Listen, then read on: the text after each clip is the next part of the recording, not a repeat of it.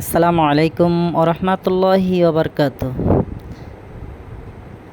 আজকে মাওনা ফ্লাইওভারের নিচে হঠাৎ দেখা যায় একটি দিনমজুর অসহায় রিকশার চালক। উনি একটি আমের দোকানে এমনভাবে তাকিয়ে আছে, দেখুন।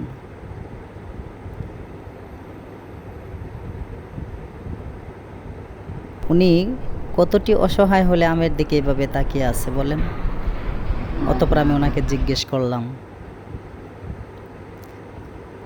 আম খেতে মন চাইছে? অতঃপর তিনি বলল না। তারপর আমি ওনাকে আম কিনে দিলাম। উনি আম নিতে চাইলেন না।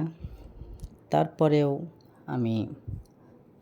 উনি লজ্জা পাচ্ছিল, তবু আমি আম 1 কেজি কিনে দেওয়ার চেষ্টা করলাম। অতঃপর আমওয়ালা ভাইদেরকে ডেকে বললাম, ভালো দেখে এক কেজি আম দিন। অতঃপর উনি বলল, কোন আমটা দেব? পরে আমি বললাম, ভালো আম যেটা সেটাই দেন।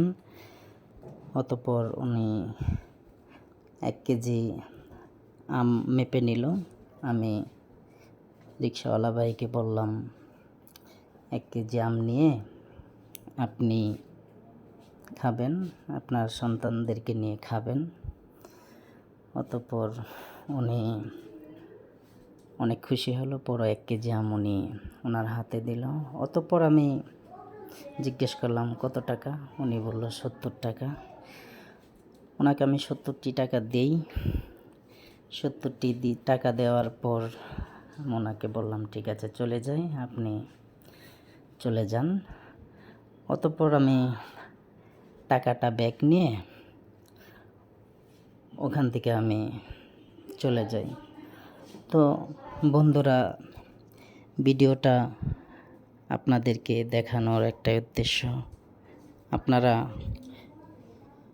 চেষ্টা করবেন অসহায় মানুষ, আপনার আশেপাশে অনেক অসহায় মানুষ আছে, তারা দেখবেন কে কোন অবস্থায় আছে। আপনার সামর্থ্য না হোক, কিন্তু আপনি খোঁজ খবর নিতেই পারেন। খোঁজ খবর নিয়ে কথাবার্তা বলবেন, সাহায্য না করতে পারেন, ভালো দুটো কথা বলবেন, তাতেও কিন্তু একজন মানুষের অনেকটা শান্তি আসে। তো আপনারা চেষ্টা করবেন, আল্লাহ তাআলা আপনাদের দান করার তৌফিক দান করুক। কারণ আমরা 10 টাকা 5 টাকা তো প্রতিনিয়তই খরচ করে থাকি। কোনো একদিন হয়তো আপনার এই 10 টাকার কারণে আপনাকে আল্লাহ তাআলা 100 টাকা দিতে পারে।